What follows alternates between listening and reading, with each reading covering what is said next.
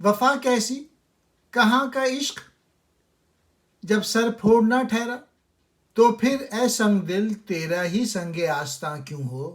کیسی وفا اور کہاں کا عشق، جب سر ہی پھوڑنا ٹھہرا، تو پھر اے سنگ دل تیرا ہی سنگ آستاں ہونا کیا ضروری ہے، جہاں جی چاہے گا سر پھوڑ لیں گے۔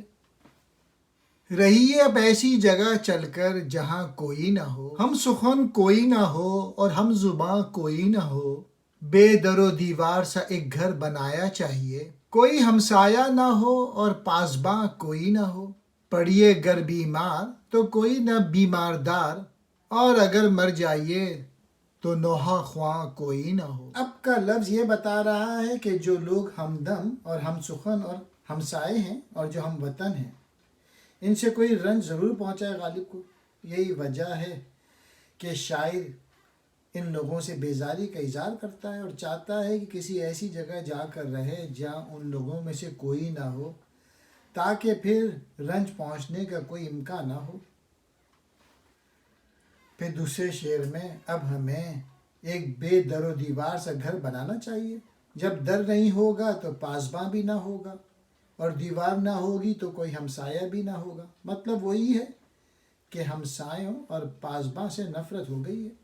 اور آخری شعر میں چونکہ یہ لوگ منافق ہیں اور ان کے ہاتھوں شاعر کو دکھ پہنچا ہے، اس لیے وہ ایسے لوگوں کی تیمارداری اور نوحہ خوانی پسند نہیں کرتا۔ نہایت اطمینان قلب کے ساتھ کہتے ہیں کہ وہاں کس قدر آرام و سکون ہوگا، اگر ہم بیمار پڑ جائیں گے تو کوئی تیماردار نہ ہوگا، اور اگر مر جائیں گے تو کوئی نوحہ خواہ نہ ہوگا۔ جن سے نفرت ہو گئی ہے وہ کسی صورت سامنے نہ آئیں گے۔ یہی ہے آزمانا تو ستانا کس کو کہتے ہیں، عدو کے ہو لیے جب تم تو میرا امتحان کیوں ہو۔ غالب کہہ رہے ہیں جب تم ہمیشہ کے لیے دشمن کے ہو چکے تو میرا امتحان محبت کیوں لیتے ہو۔ اگر اس کا نام آزمانا ہے تو ستانا کس کو کہتے ہیں۔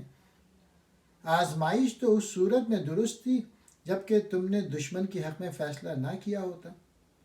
اب یہ آزمانا نہیں ہے۔ یہی بات داغ نیستاں سے کہی تھی، ہو چکا قطع تعلق تو جفائیں کیوں ہو۔ جن کو مطلب نہیں رہتا وہ ستاتے بھی نہیں۔ قفس میں مجھ سے روداد چمن کہتے نہ ڈر ہمدم، گری ہے جس پہ کل بجلی وہ میرا آشیاں کیوں ہو۔ ایک پرندہ چمن سے جدا ہو کے قید ہو گیا اور اس نے اپنی آنکھوں سے باغ میں بجلی گرتے دیکھی، اور پھر وہ سوچنے لگا نہ جانے میرا آشیانہ، میرا گھر بچا یا جل گیا۔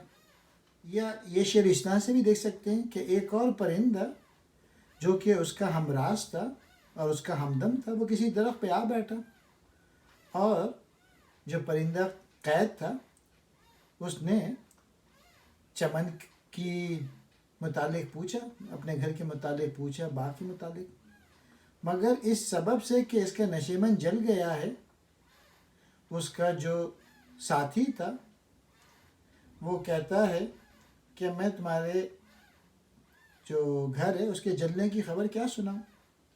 اس شعر کو ایسے بھی سمجھا جا سکتا ہے کہ قفس میں ایک پرندہ تھا اور اس کو ایک تازہ آفت جو کہ آسمانی نازل ہوئی، اور اس نے کیسا اپنے دل کو سمجھا کے مطمئن کیا کہ باغ میں ہزاروں آشیانے ہیں، کیا میرے ہی نشیمن پہ بجلی گری ہوگی۔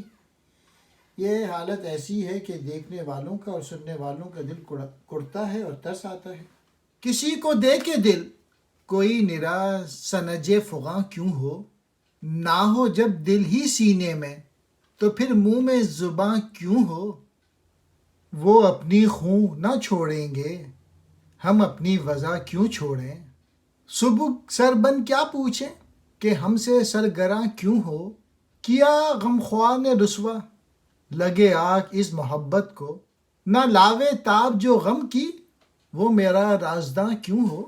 اگر کوئی کسی کو دل دے دے پھر اس کی فریاد کیوں کرے، جب ایک چیز دے چکے تو پھر اس کے رونے کا کیا مطلب ہے۔ اس کے علاوہ جب سینے میں دل ہی نہ ہو تو پھر منہ میں زباں کیوں ہو۔ مطلب یہ کہ زبان کو بھی ان کی نظر کر دینا چاہیے، کیونکہ دل کے بغیر زبان بیکار ہے۔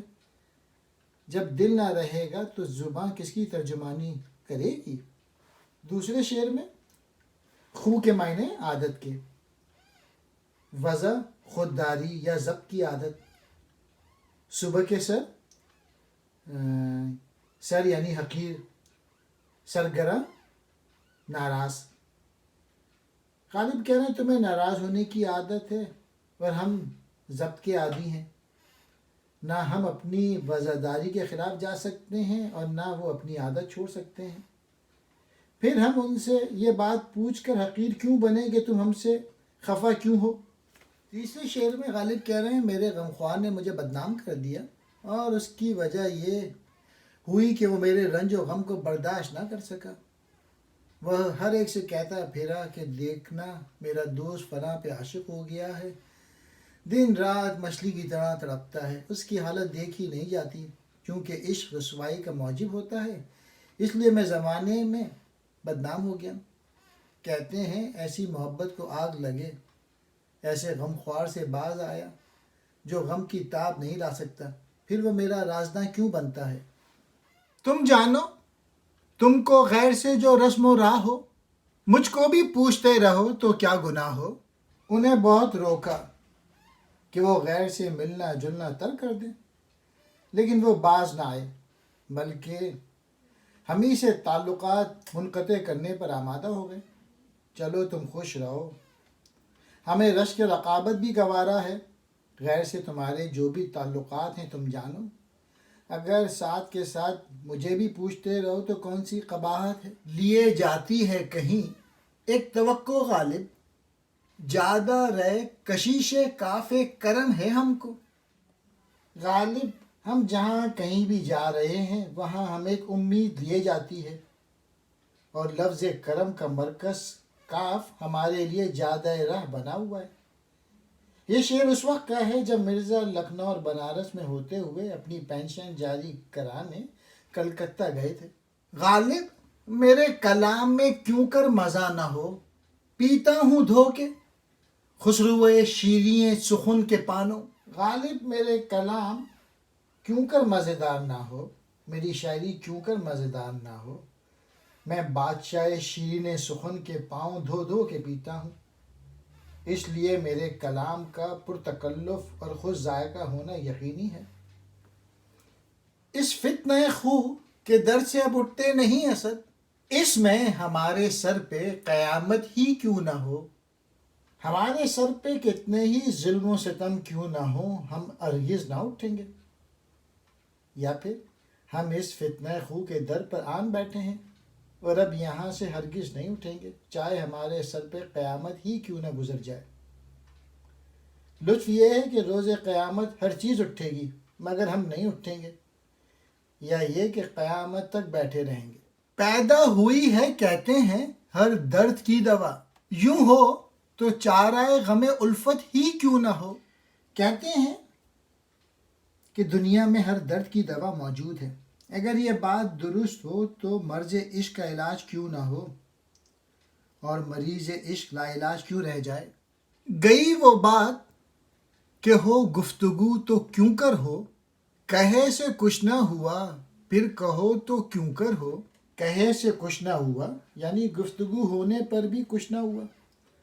وہ وقت گزر گیا جب ہم یہ سوچا کرتے تھے اگر ان سے گفتگو کا موضوع ہاتھ آئے تو کس طریقے سے گفتگو کی جائے کہ ہمارا سکہ ان کے دل پر بیٹھ جائے۔ خوش قسمتی سے ہمیں ایسا موقع مل گیا، لیکن ہماری گفتگو کا کچھ نتیجہ برآمد نہ ہوا، یعنی وہ ہم پر پھر بھی مہربان نہ ہوئے۔ اب کہو کہ کیا کیا جائے؟ وعظوں کی زبانی جس قدر ہم نے بہشت کی تعریفیں سنی ہیں وہ سب ہم تسلیم کرتے ہیں، لیکن خدا نہ کرے وہاں تیرا دیدار نصیب نہ ہو تو وہ ہمارے نزدیک ہیچ ہے۔ یہ شعر مجازی بھی ہو سکتا ہے اور حقیقی بھی۔ سنتے ہیں جو بہشت کی تعریف سب درست، لیکن خدا کرے وہ تیرا جلوہ گاہ ہو۔ نکالا چاہتا ہے کام کیا تانوں سے تو غالب، تیرے بے مہر کہنے سے وہ تجھ پہ مہرباں کیوں ہو؟ اے غالب تم اسے تانا دے کر اپنا کام نکالنا چاہتے ہو؟ بھلا کہیں ایسا ممکن ہے کہ وہ تمہارے دام میں آ جائے اور تمہارے لیے بے مہر کہنے سے وہ تم پر مہربان ہو جائے؟ محبوب ہمیشہ کہنے کے خلاف کیا کرتا ہے اور یہ بات سمجھ کر اسے نامہربان کہا کہ وہ اپنی عادت کے خلاف مہربان ہو جائے۔ ہے مجھ کو تجھ سے تذکرہ غیر کا گلا، ہر چند برسبیل شکایت ہی کیوں نہ ہو۔ ہر چند تم نے مجھ سے غیر کا تذکرہ بطور شکایت کیا ہے، لیکن مجھے تم سے یہ شکایت ہے کہ تم نے مجھ سے غیر کا ذکر ہی کیوں کیا۔